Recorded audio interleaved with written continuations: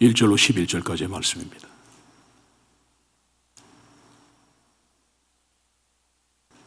사도행전 5장 1절로 11절까지의 말씀. 여러분과 제가 한 목소리로 봉독합니다. 다 찾았으면 아멘. 네, 우리 아가씨 옆에 우리 청년께서 좀 도와주세요. 네, 한꺼번에 같이 읽으시게. 네. 성경 빨리 읽는다고 그래가지고 은혜 빨리 오는 건 아니니까. 네, 한 사람도 소외되지 아니하고, 네, 우리가 다 같이 은혜 안에 들어가는 것이 중요한 줄로 믿습니다. 네, 그래요. 할렐루야. 네, 한 목소리로 봉독합니다. 아나니아라 하는 사람이 그의 아내 삽비라와 더불어 소유를 팔아 그 값에서 얼마를 감추매 그 아내도 알더라. 얼마만 가져다가 사도들의 발 앞에 두니 베드로가 이르되 아나니아야 어찌하여 사탄이 내 마음에 가득하여 내가 성령을 속이고 땅값을 말을 감추었느냐. 땅이 그대로 있을 때에는 내 땅이 아니며 판후에도 내 마음대로 할 수가 없더냐. 어찌하여 이를 내 마음에 두었느냐. 사람에게 거짓말한 것이 아니요 하나님께로다. 아나니아가 이 말을 듣고 엎드려져 혼이 떠나니 이를 듣는 사람이 다 크게 두려워하더라. 젊은 사람들이 일어나 시신을 싸서 메고 나가 장사하니라. 3시간쯤 지나 그의 아내가 그 일어난 일을 알지 못하고 들어오니 베드로가 이르되 그 땅 판값이 이것뿐이냐 내게 말하라 하니 이르되 예 이것뿐이라 하더라. 베드로가 이르되 너희가 어찌 함께 꾀하여 주의 영을 시험하라 하느냐. 보라 내 남편이 장사하고 오는 사람들의 발이 문 앞에 이르렀으니 또 너를 메어 내가 아리라 하니 곧 그가 베드로의 발 앞에 엎드려져 혼이 떠나는지라. 젊은 사람들이 들어와 죽은 것을 보고 메어다가 그의 남편 곁에 장사하니 온 교회와 이를 듣는 사람들이 다 크게 두려워하니라. 아멘. 할렐루야. 찬양 한 곡 하고 싶은데 그래도 괜찮습니까? 원하고 바라고 기도합니다. 찬양 갑자기 하고 싶네요.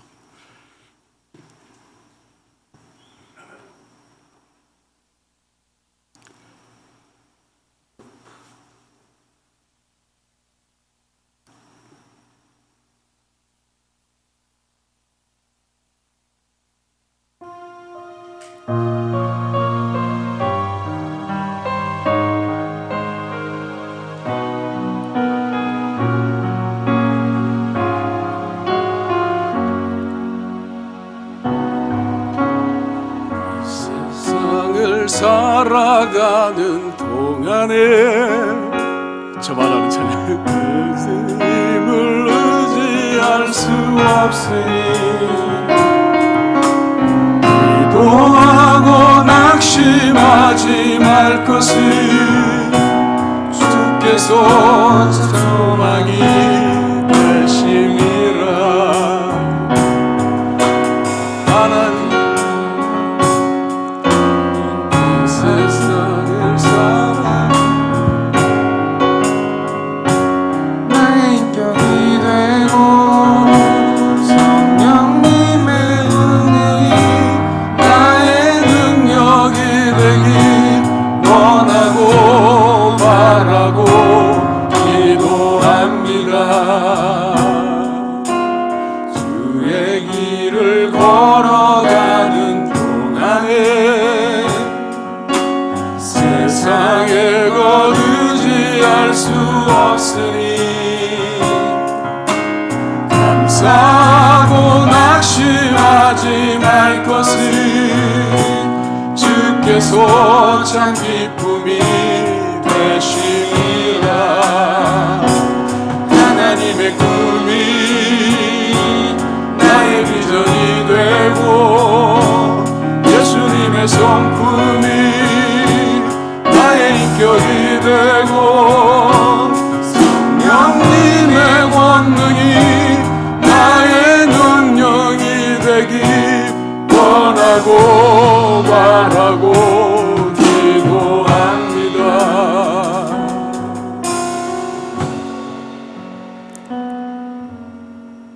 아멘. 반갑습니다. 설교하려고 단에 쓴 것이 1년 정도 된 것 같아요. 내가 작년 9월 중순 이후로 제가 간 것 같으니까 한 1년여 만에 이렇게 올라온 것 같습니다. 너무 반갑습니다. 모르시는 분도 계시겠지만 네.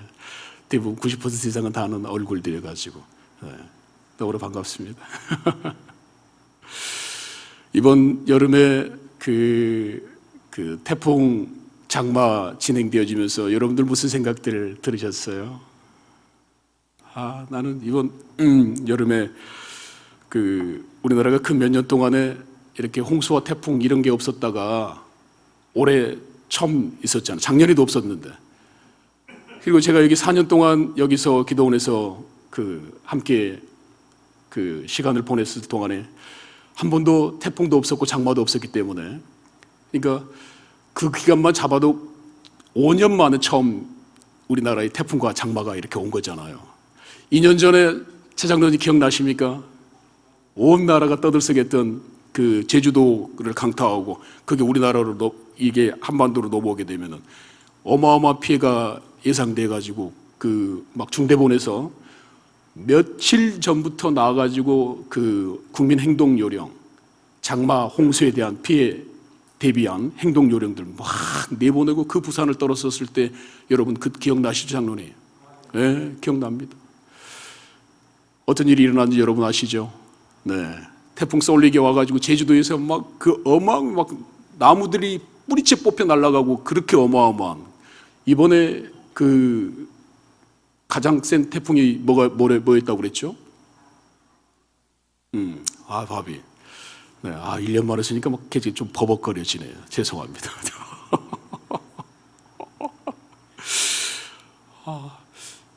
그 태풍이 어마어마하게 왔었습니다. 근데 그 다음날 새벽에 우리가 예배 드리려고 모여 있었을 때 우리 소천하신 원장님께서 말씀하셨거든요. 하나님께서 밤새 기도했는데 태풍을 큰 칼이 나와가지고 그 어마어마한 태풍이 이렇게 크지 않습니까? 그런데 그 태풍을 칼로 4등분을 해가지고 날려보낸 후에 나머지 세력들은 다 바닷속으로 들어가 버렸다고. 그와 동시에 제주도를 그렇게 힘들게 하고 사망자까지 속출하게 나왔던 그 태풍이 한반도로 못 건너왔다고 하는 사실 여러분 아십니까? 우리는 그 역사의 주인공, 그 역사의 한복판에 우리가 함께 있었기 때문에 내가 이렇게 생생하게 여러분들에게 그때의 현장을 말씀드릴 수가 있는 거예요. 그래서 원장님께서 그 어마어마한 태풍을 칼로 4등분을 한 뒤에 2개의 태풍은 어디론가 사라지고, 그리고 2개의 나머지 세력들이 바닷속으로 들어가서 사라졌다고 그랬을 때 너무 그게 생생한 거예요. 예. 그렇게 해서 태풍이 지도새도 모르게 정말 사라져버렸습니다. 그 기세를 가지고 그대로 밀고 들어왔다면 어마어마한 피해를 줬을 거예요. 2년 전에 쏠리기라고 하는 그 태풍. 네.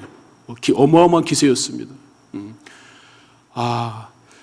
그렇게 태풍까지도 한 방에 잠재울 수 있었던, 우리 그 원장님과 함께 했던 그 시간들이 너무나 그립고, 이번에 그 원장님이 돌아가시자마자 또 이 나라에 이렇게 어마어마한 태풍들이, 홍수들이 피해를 가져오니까 너무 원장님이 함께 했던 그 시간들이 그리워지고, 한 사람의, 하나님께서 세우신 그 한 사람의 그 존재감이 얼마나 크고 놀라웠던 것인가, 이런 것들이 깨달아지고, 그래서 원장님 더욱 보고 싶고 절실했습니다.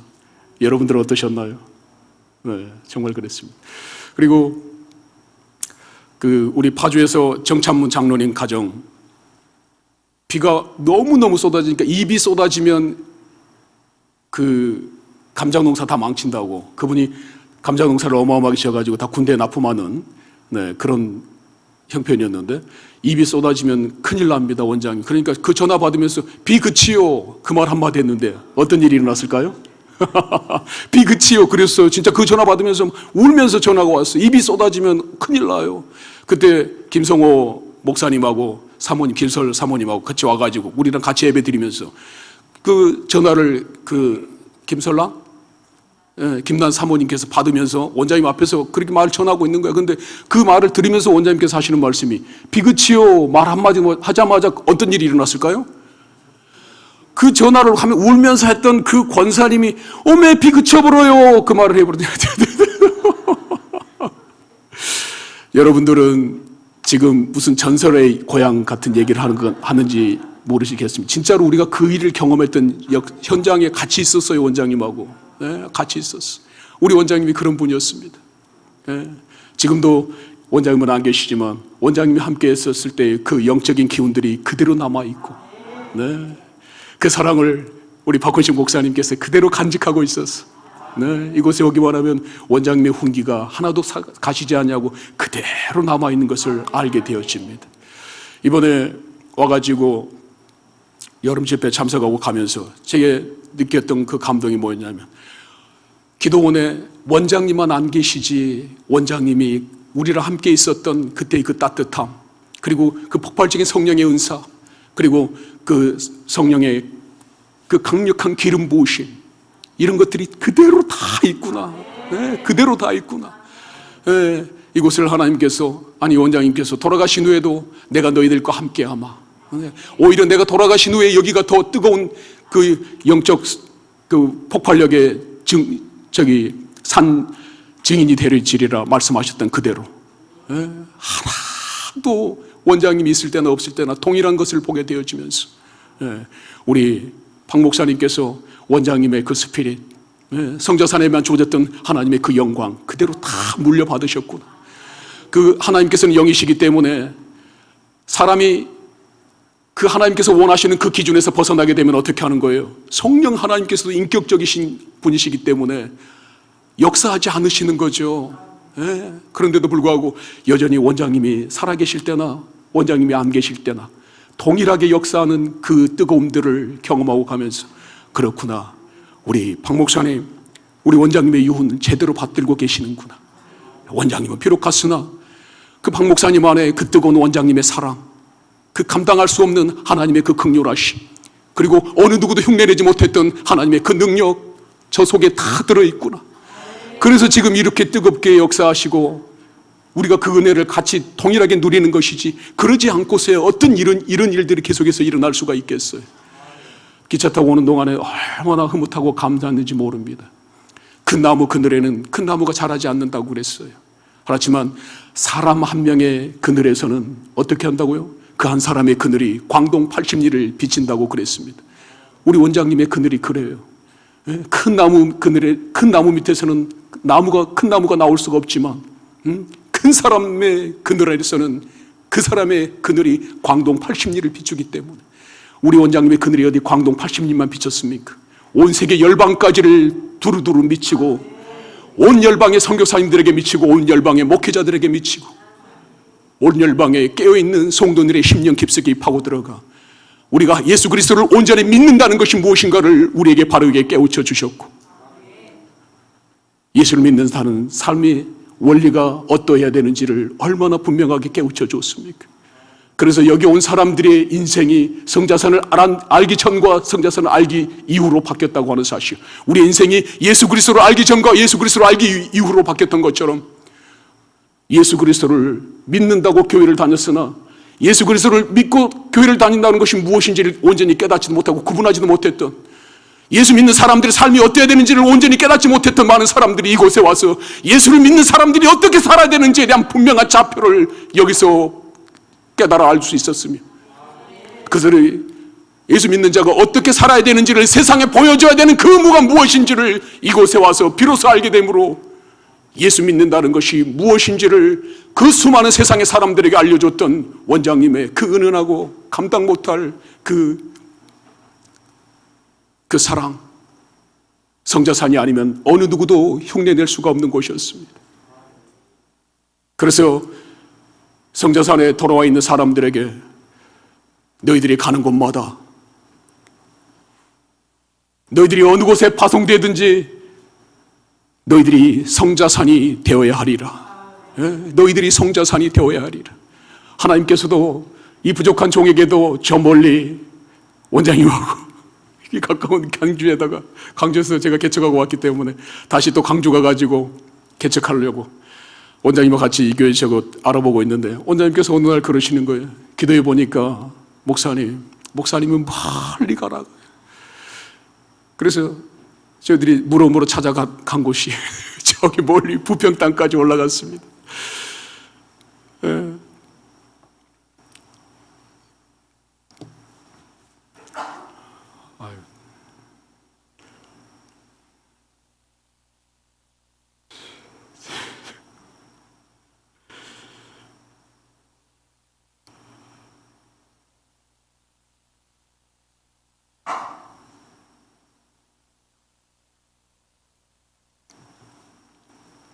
내가 뭔 말하려다 잊어먹어 버렸어요.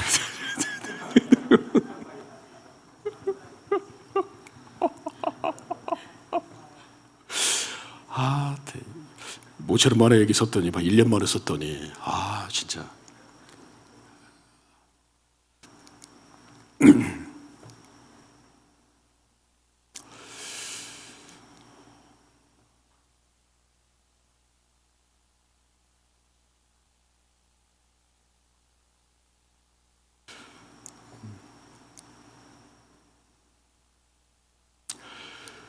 이번에도 우리 박 목사님을 통해서 12박스나 되는 그 상자들을 제가 받았거든요. 거기에 닭가슴살, 맛살, 오뎅, 소세지, 얼마나 아주 가지가지 많이 들어있었는지, 제가 함께 나누기 시작하는 그 개척교회 목사님들을 다 불렀습니다. 얼마나 또 그 뜨거운 와중에 냉장고도 없는 그 창고에서 물건을 내줬음에도 불구하고 두부 몇 개하고 콩나물 들어있는 봉지 몇 개 외에는 상한 게 없었어요. 12박스 안에 들어있는 그 엄청난 물건들을 다 내놓고 상자 위에다 쫙 진열해 놨더니 어느 슈퍼마켓 하나 부럽지 않을 정도였습니다. 그런데 주변에 있는 교회들 다 불렀는데 얼마나 준다고 그러니까 쏜살같이 이 작은 교회에 달려왔어요. 쏜살같이 달려와가지고 얼마나 풍성하게 나눴는지 모릅니다. 요즘에 막 코로나 때문에 교회마다 예배 드리지 말아라, 모이지 말아라 이러니까 교회들마다 위축되어지고 교회의 생명력이 끊어지지 않을까 싶어져가지고 목사님들이 언제 힘이 나요? 예배 드릴 때 강대상에 올라와 설교 드릴 때만 힘나거든요. 연세중앙교회 윤석정 목사님 봐보십시오. 평상시에는 완전히 죽어가는 사람처럼 돼 있다가 강단에만 올라오기만 하면 어디서 그런 힘이 나는지 폭발적인 성령님의 감동하심을 전하다가 설교 끝나면 또다시 쓰러져 죽어버린다잖아요. 목사님, 하나님께서 우리 목사들에게만 주신 영광이 있다면 설교의 영광인 것입니다. 그때만 살아나는데 그 예배를 못 드리게 하고 사람들이 모임을 못 가게 하니까 더군다나 큰 교회도 아니고 개척교회 목사님들이 얼마나 힘들겠어요. 그런데도 불구하고 12박스에서 나온 그 상자, 그 봉지들을 다 진열해 놓고 사진 찍어가지고 문자나 카톡으로 보내면서 목사님 어여 오십시오. 교회에서 필요한 만큼 가져가십시오. 얼마나 아주 쏜살같이 달려와가지고 원장님께서 여기서 했던 그 사역들이 그런 거 아니겠습니까? 그런데 이 부족한 종에게도 그걸 허락하시는 거예요. 박 목사님을 통해서 비록 이렇게 흘러오지만, 그리고 또 주변에 있는 목사님들을 통해서 이렇게 흘러 들어오지만은 내가 너희들이 간 곳에서 성자산이 되게 하리라 했던 그 말씀처럼 내가 가는 곳에서 성자산 스피릿이 흘러가게 할 것이요, 이곳에 내가 내 딸을 통하여 세우고자 했던 하나님의 그 영원한 나라, 그 반석과 그 좌표를 너희들에게 보여줄 터인데 너희들이 가는 그곳에서 너희들이 성자산이 되어야 하리라 했던 그 약속의 말씀대로 이 교회에도 그런 작은 은혜들을 허락하셨어. 그 개척교회 목사님들 만나려고 할 때마다 하나님께서 우리가 그 목사님들이 뭘 줘야지 이렇게 생각하고 있지를 않아요. 우리도 같은 개척교회니까. 우리가 올라간 지 몇 년밖에 안 됐다고요? 이제 1년밖에 안 됐으니까.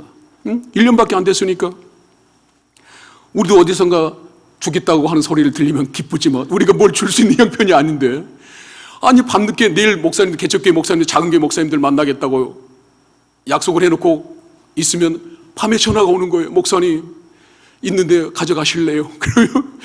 그래서 여전히 하나님의 관심은 개척교회에 있고 그 작은 교회에 있고, 그래도 예배라도 한 번 더 드리고 싶고, 그래도 그 작은 모이고 싶으지나 그 코로나 때문에 정부의 이 방역 지침 때문에 모이지 못하는 그 성도님들의 가슴을 헤아리는 그 하나님의 심령이 교회마다 있어서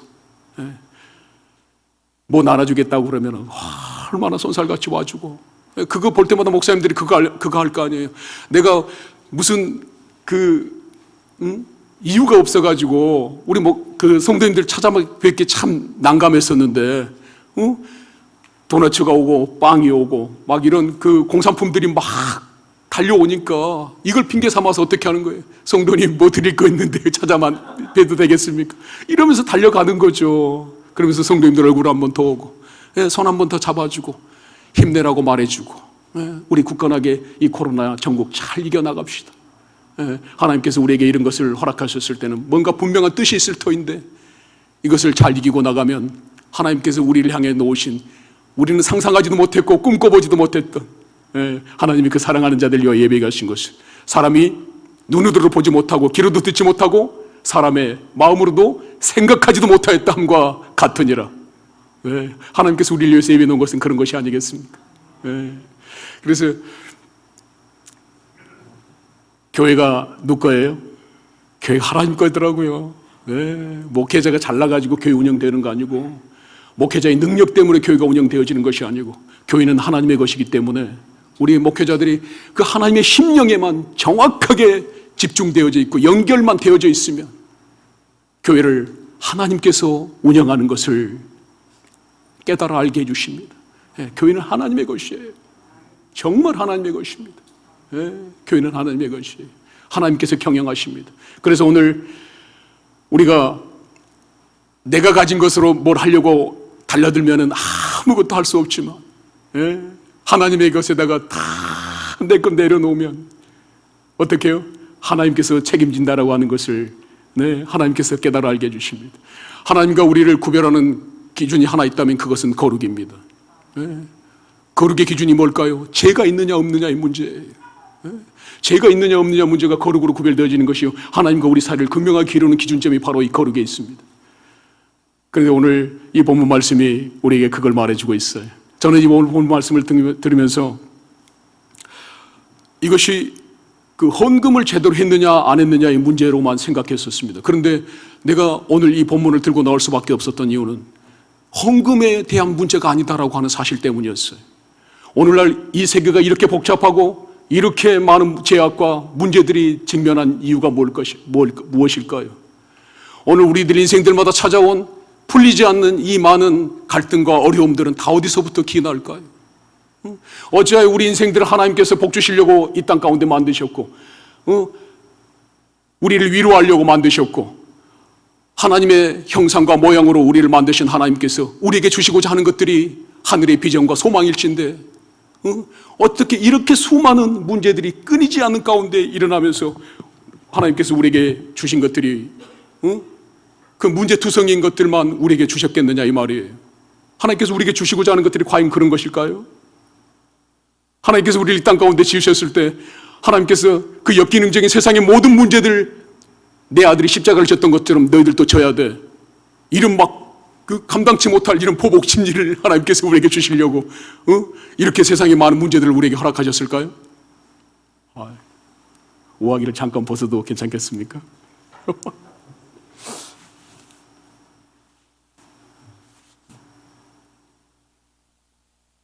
원장님이 계셨으면 한딱 벗어보시오. 그래도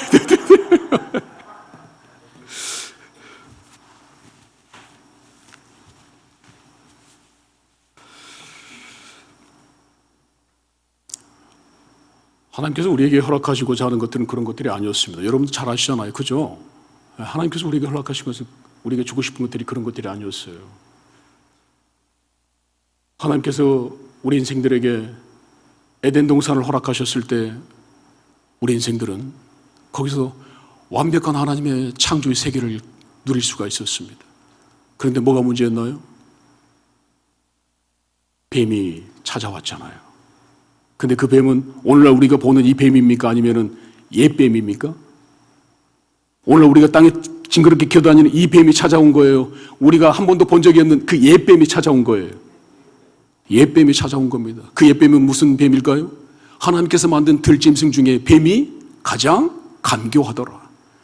그 바로 들짐승. 그래서 짐승의 숫자가 뭐예요? 666인 것입니다.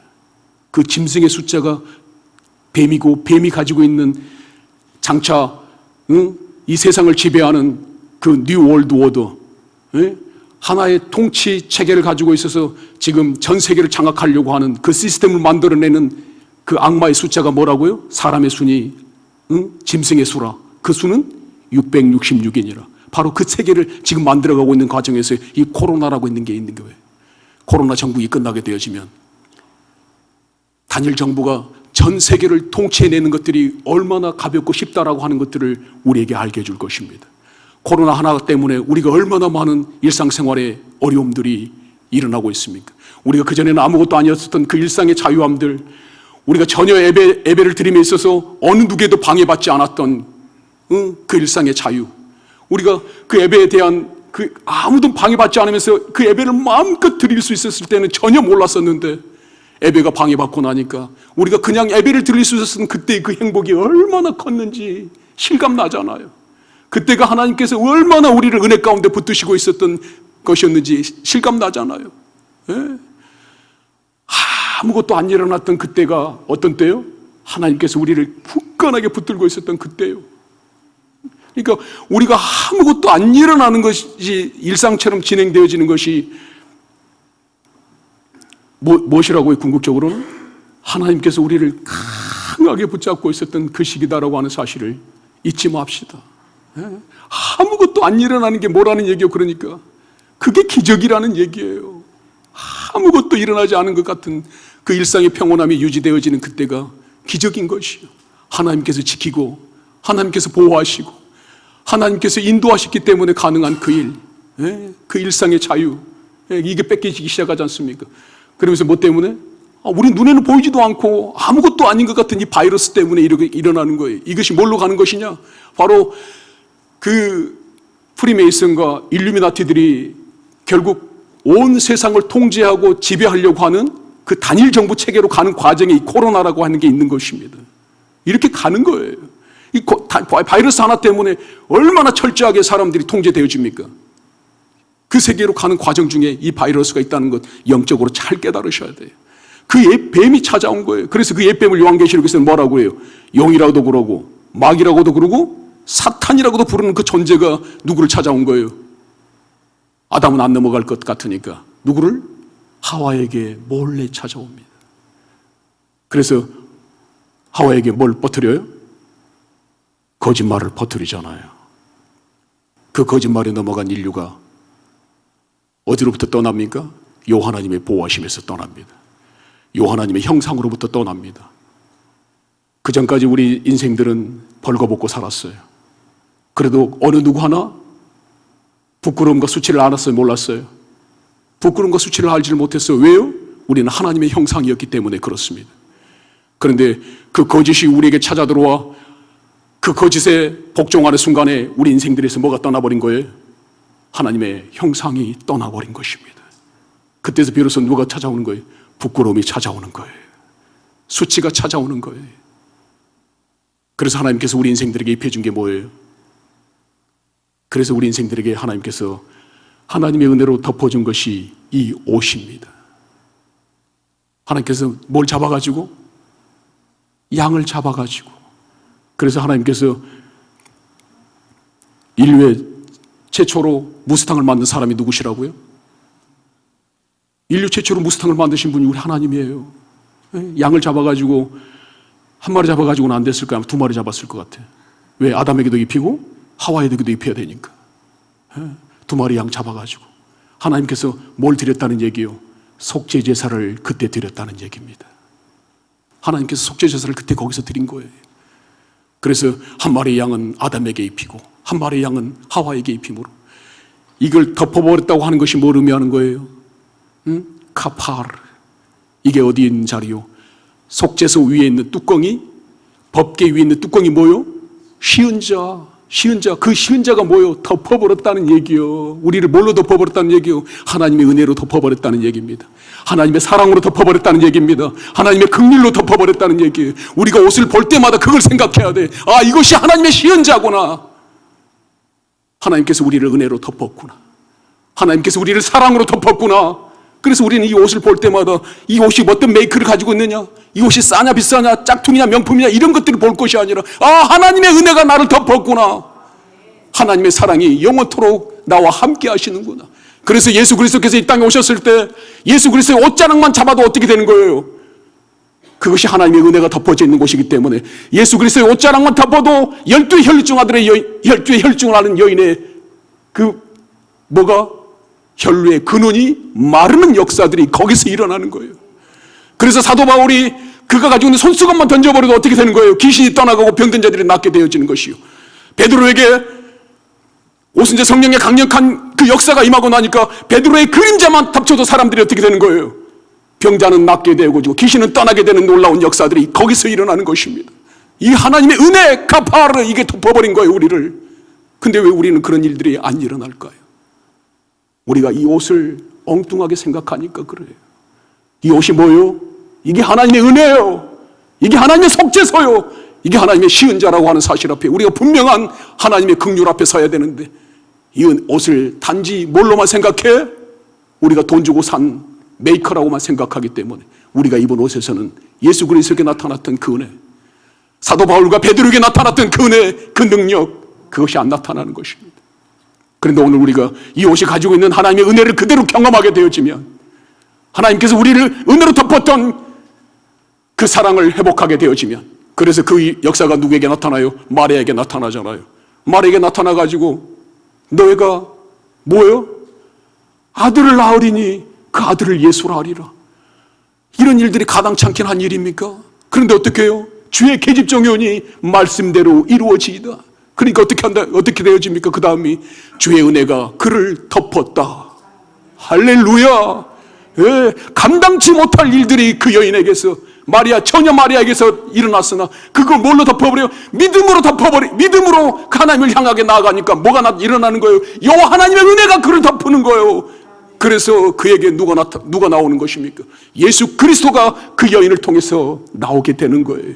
오늘 우리들 모두가 다 여호와 하나님의 은혜가 나를 덮은 것을 그대로 용납하고 하나님께 맡겨드린다면, 비록 그 일로 인하여 내가 돌에 맞아 죽을 수 있는 그 환경과 처지로 나를 위협해 온다 할지라도 그것이 하나님의 은혜라고 믿고 나아가게 되면 무슨 일이 일어나느냐? 요 하나님의 은혜가 나를 덮기 때문에 세상이 감당치 못할 일들이 나를 통하여 요 하나님이 드러낸다, 이 말이에요. 그래서 우리는 세상의 통로요, 세상의 도구가 되어지는 것입니다. 나를 통하여 뭐가 어떻게 되는 거예요? 나를 통하여 세상이 요 하나님을 바라보게 되어지는 것이요, 나를 통하여 세상이 요 하나님으로부터 보는 복이 무엇인지를 깨달아 알게 되어지는 것이요, 나를 통하여 성령이 폭포수처럼 흘러가는 통로로 하나님께서 나를 사용하심에 내가 가는 곳마다 무슨 일들이 일어나요? 하나님의 성령의 기름 부음이 넘치게 일어나는 것이요. 예, 이것들을 우리가 다 회복해야 돼요. 이것들을 회복하는 것이 무엇을 회복하는 거예요?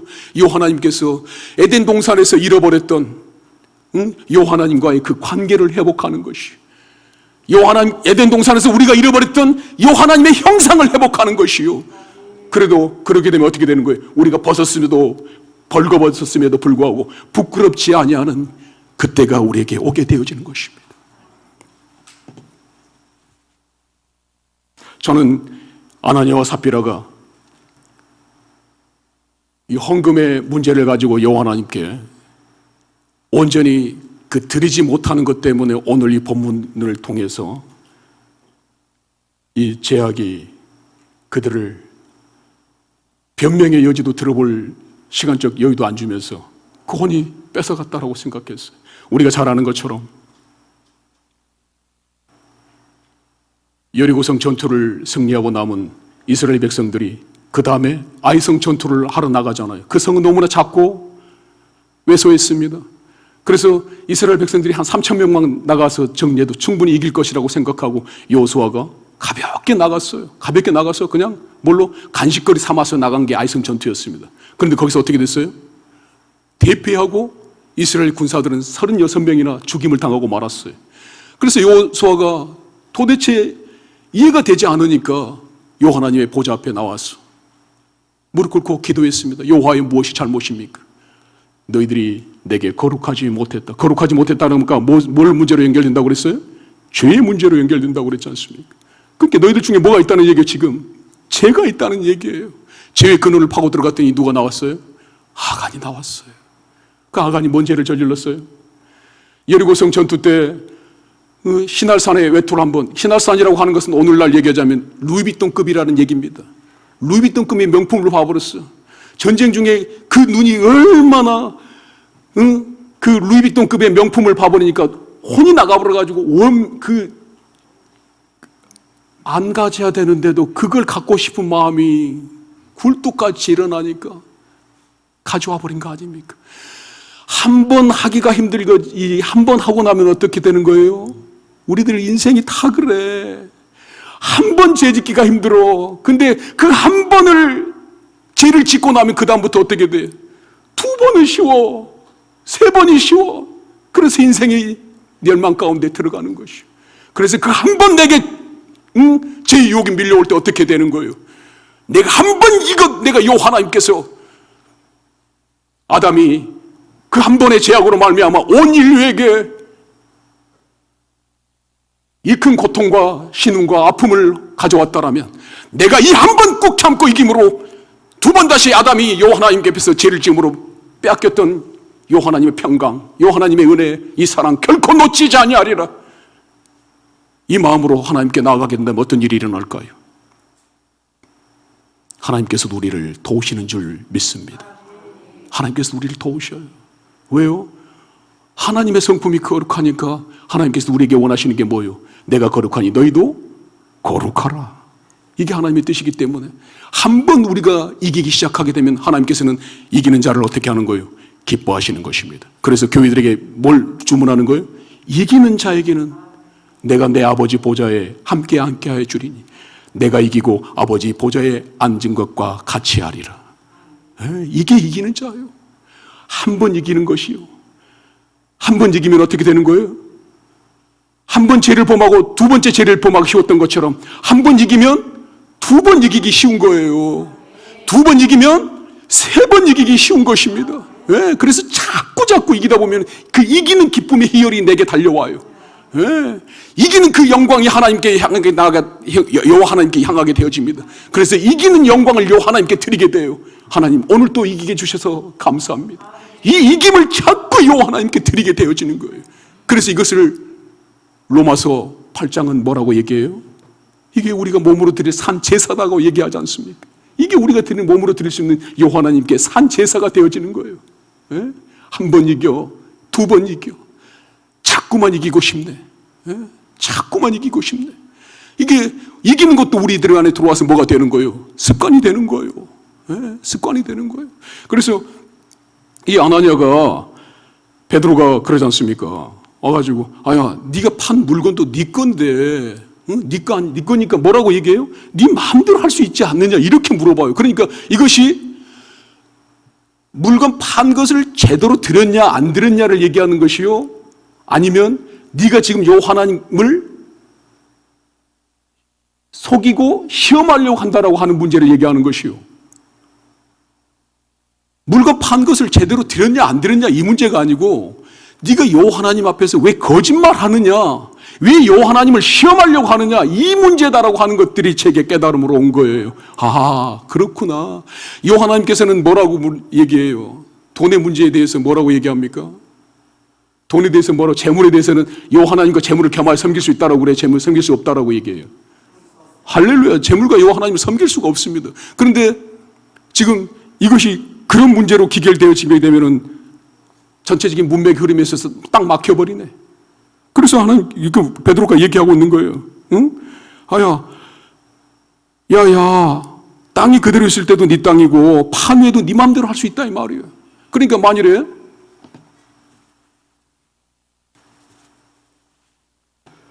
저 100만 원을 그 땅을 주고 팔았어요.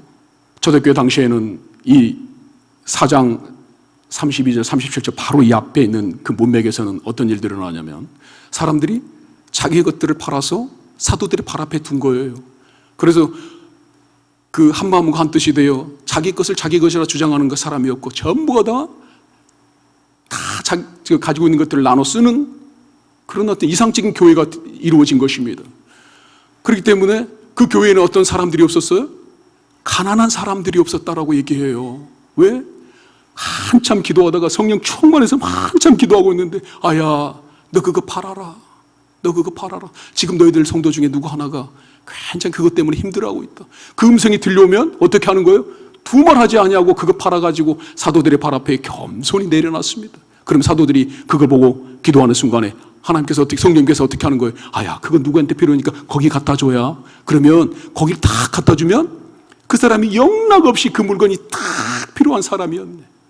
그러니까 초대교회에는 가난한 사람들이 없었던 거예요. 자기 물건을 자기 것이라 주장하는 사람도 없었고, 기도하다가 성령에 감동하신 바 따라서 처분해가지고 여호와 하나님께 드리게 되어지면 그 필요한 대로 공급되어지는 역사들이 일어났었기 때문에 더군다나 초대교회가 3,000명, 5,000명이 유대교회에 있다가 어디로 들어온 거예요? 예수 그리스도를 믿겠다고 하는 사람들을 들어왔었기 때문에 유대교를 믿다가 어느 날 갑자기 예수 그리스도 기독교를 믿겠다고 들어오는 사람들로 인해 가지고 그들이 어떻게 됐을까요?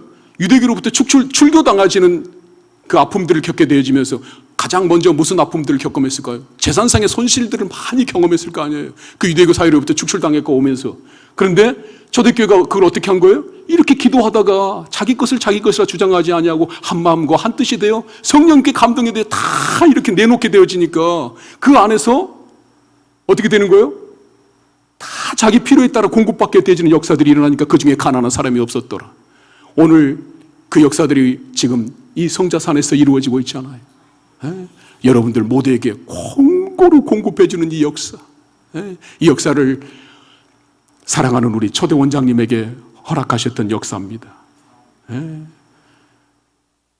얼마나 많은 사람들, 전국에뿐만 아니라 전 세계에서 모인 그 사람들에게 밥값 달란 적 없고 방값 달란 적 없고 물값 달란 적 없고 그대로 먹이고 입히시고 했던 그 하나님의 은혜를 따라 그대로 순종하니까 어떤 일이 일어나는 거예요? 전국에서 날마다 보내오는 그 손길로 인해 가지고 우리 차장로님 알잖아요. 우리가 여기 있는 동안에 전국 경양각지로부터 보내온 물건을 쌓는 재미가 얼마나 솔솔했습니까? 이곳이 그렇게 운영되어졌던 곳이잖아요. 지금도 그 역사가 그대로 일어나고 있고, 앞으로도 이 성자산이 존재하는 한 하나님께서 이곳을 향해서 심으신 그 은혜만큼은 마르지 않고 이어질 줄 믿습니다. 마르지 않고 이어질 줄 믿습니다. 그리고 또 어디 가서든지 이 성자산의 정신으로 살아가는 그 사람이 있다면 그것 또한 성자산을 향해서 흘렀던 여호와 하나님의 그 스피릿, 여호와 하나님의 철학, 그것이 그대로 또 흘러갈 줄 믿습니다. 그런 문제들을 경험하고 있었기 때문에 지금 이 아나니와 삽비라가의 이 물 파는 문제에 있어서만큼은 그런 어려움들이 있었어요. 그런데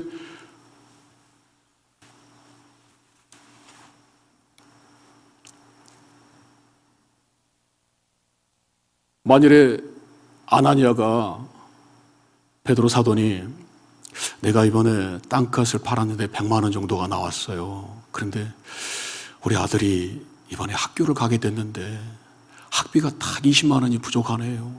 그래서 20만 원을 우리 학비로 쓰고 80만 원만 가져왔습니다. 만일 이렇게 고백을 했다고 칩시다, 여러분. 그러면 베드로 사도가 너 어째 거짓말하냐? 이렇게 매몰차게 말하면서 아나니아가 그 자리에서 즉사해서 혼이 떠나가 죽어버렸을까요? 그런 하나님이실 거라고 생각하십니까? 아니에요. 그래, 괜찮아. 네 아들에도 필요한 것을 공급해야지. 너는 그 아이의 부모잖아. 우리 하나님도 너희들의 부모잖아. 우리 하나님께서 또 너희들의 부모인데 자식이 그렇게 말하는데 그것을 잘못됐다라고 얘기할 부모가 어디가 있겠느냐. 이렇게 받아주실 분 아니겠어요? 그런데 어떻게 한 거예요? 다 드린 것처럼 가져오지 않습니까? 위선과 거짓으로 이렇게 자신을 포장한 거예요. 그러니까 하나님께서 뭐라고 얘기해요? 네가 어찌하여 주의 영을 시험하느냐 이렇게 물어보는 거예요. 왜 주의 영을 시험하느냐? 그러니까 문제는 무엇이라는 얘기요? 네가 판 것을 다 들었냐 안 들었냐의 문제가 아니라 뭘 했다는 얘기예요. 지금 왜 거짓말을 했느냐 이걸 말하는 거예요. 제가 준비해 놓은 거 안에서 하나님께서 얼마나 거짓말을 싫어하는지 말씀 한번 띄워줘 볼래요? 에베소서 4장 25절.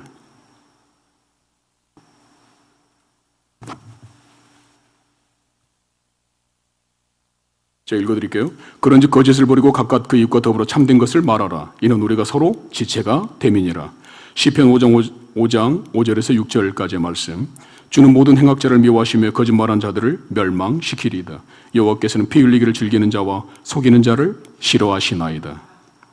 잠언 12장 19절 말씀. 진실한 입술은 영원히 보존되거니와 거짓 혀는 잠시 동안만 있을 뿐이니라. 잠언 12장 22절 말씀. 거짓 입술은 여호와께 미움을 받아도 진실하게 행하는 자는 그의 기뻐하심을 받느니라. 잠언 19장 5절 말씀. 거짓 증인은 벌을 면하지 못할 것이요 거짓말을 내는 자도 피하지 못하리라.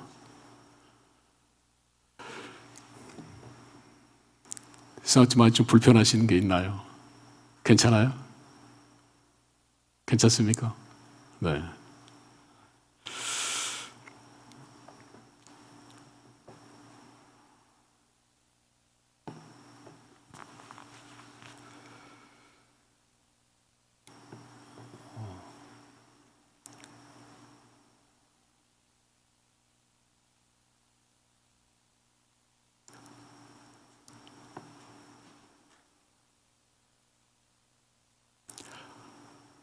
하나님께서 우리 집사님 눈에 눈물 닦아주실 줄 믿습니다. 네. 치료의 광선 바라실 줄 믿습니다. 요양권에서 나온 송아지가 뛰는 것 같은 놀라운 일들 일어날 줄 믿습니다. 네.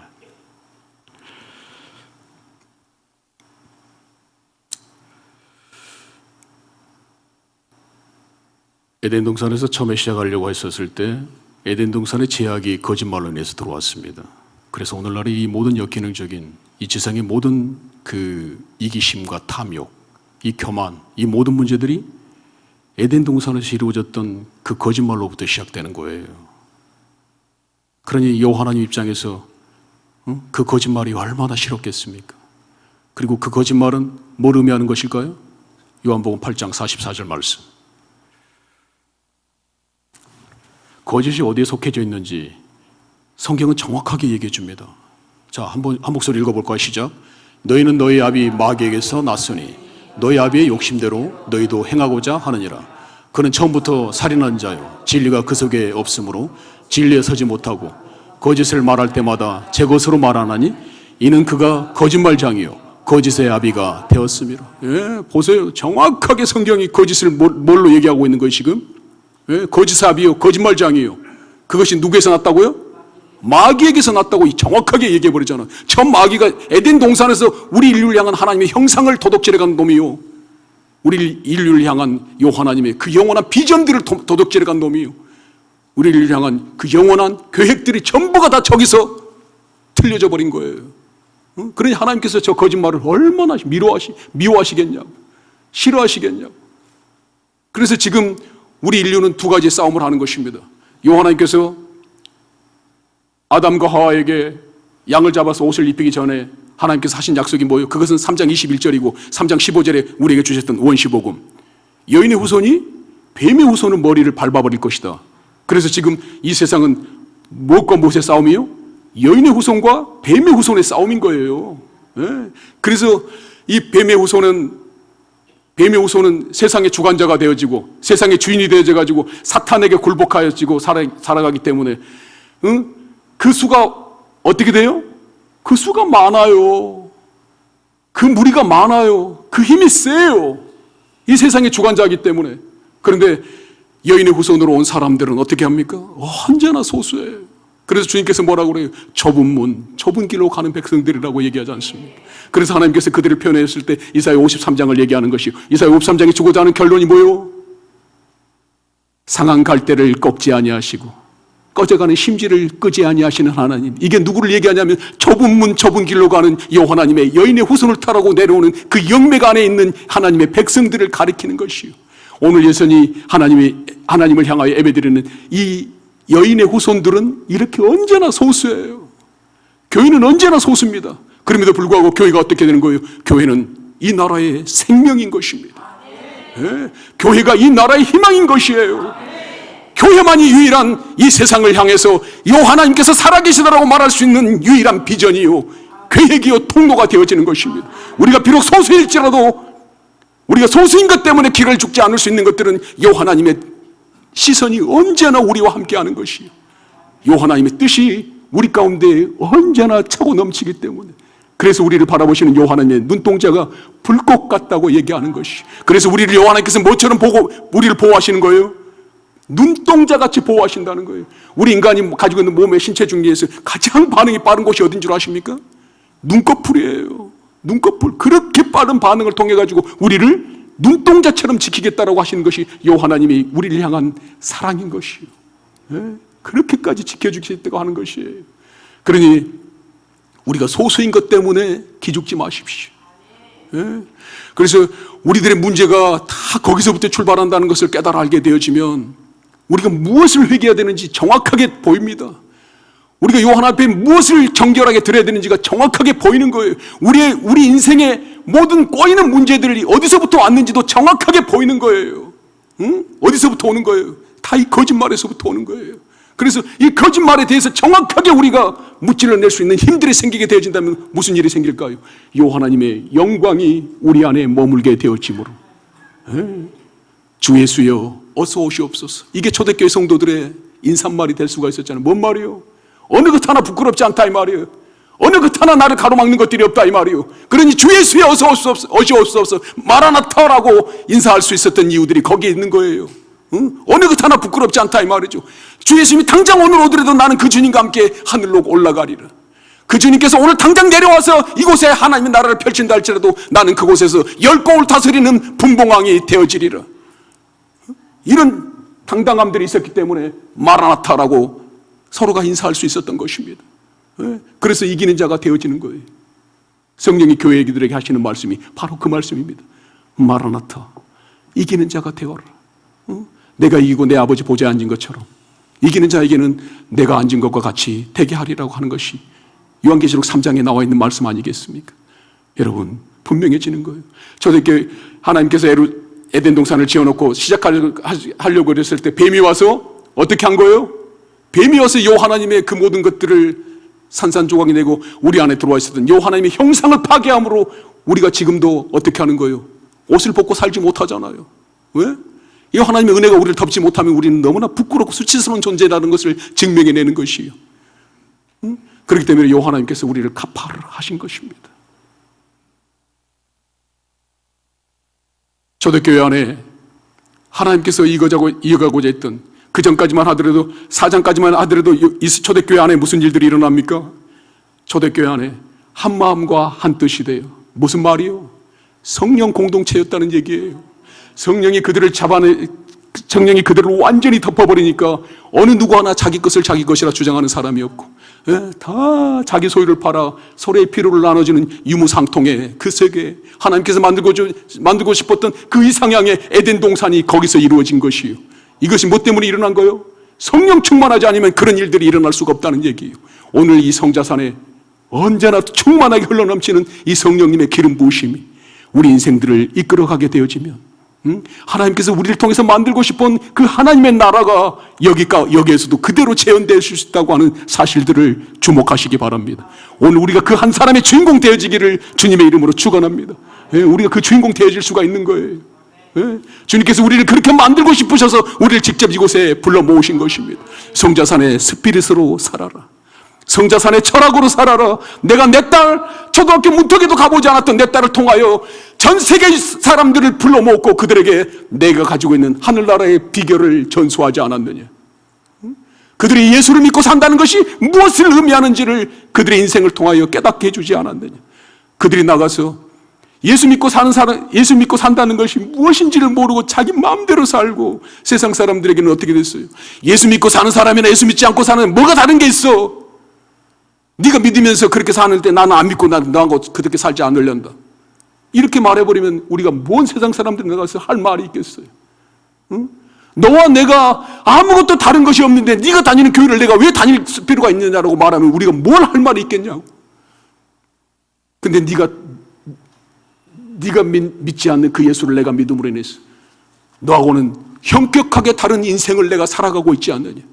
내가 세상 끝 아무것도 없으나 세상 끝 가지고는 자랑할 것이 아무것도 없으나 내 안에 예수 그리스도가 나의 주인됨으로 인하여 언제나 기쁨이 넘치고 세상 끝 그 어느 것도 나를 주장하지 않으나 예수 그리스도가 나를 주장함으로 내 안에 있는 그 부여와 풍성함을 언제나 그들에게 흘러넘치게 해주는 내 안에 예수 그리스도가 가득 차 있지 않다면 그들이 뭘 보고 예수를 믿겠다고 그러겠냐 이 말이에요. 무엇이 그들에게는 장점이 되어 예수 믿는 사람은 저렇게 사는 것이구나, 예수 믿고 산다는 것은 저걸 의미하는 것이구나, 그것을 뭘로 보여주겠냐 이 말이에요. 그럼 우리가 그걸 보여줘야 되는 거예요. 그것을 드러내야 되는 거예요. 그래서 초대교회가 시작되어지면서부터 이 교회 안에 들어오는 그 영적인 불순물들을 하나님께서는 어떻게 하고 싶었던 거예요? 깨끗이 청소하고 싶으셨던 거예요. 그래서 하나님께서 오늘 베드로를 통해 가지고 정리해버린 아나니아와 삽비라는 사람으로 봐야 되는 거예요. 우리가 죄로 봐야 되는 거예요. 죄로 봐야 되는 것입니다. 하나님께서 죄의 문제를 해결해버린 거예요. 이 새롭게 시작하는 성령 공동체 안에 또다시 나의 나라를 방해하려고 하는 이 거짓의 역사들이 들어오면 안 되겠다라고 하는 그 뜻을 드러내신 거예요. 그래서 아나니아와 삽비라가 단방에 처리되어진 것입니다. 그 머리를 처리해버린 거예요. 하나님께서 우리 안에 있는 거짓말을 처리해 버리신 거예요. 우리 안에 있는 뭘 처리해 버린 거예요? 하나님의 나라를 회방하게 되는, 하나님을 대적하는, 하나님의 형상을 우리에게서 뺏어가려고 하는 악한 마귀를 제거해 버린 것이 되어짐을 믿는 우리가 되어질 때 하나님의 나라가 우리 안에 풍성에 거하게 됨을 믿습니다. 우리 함께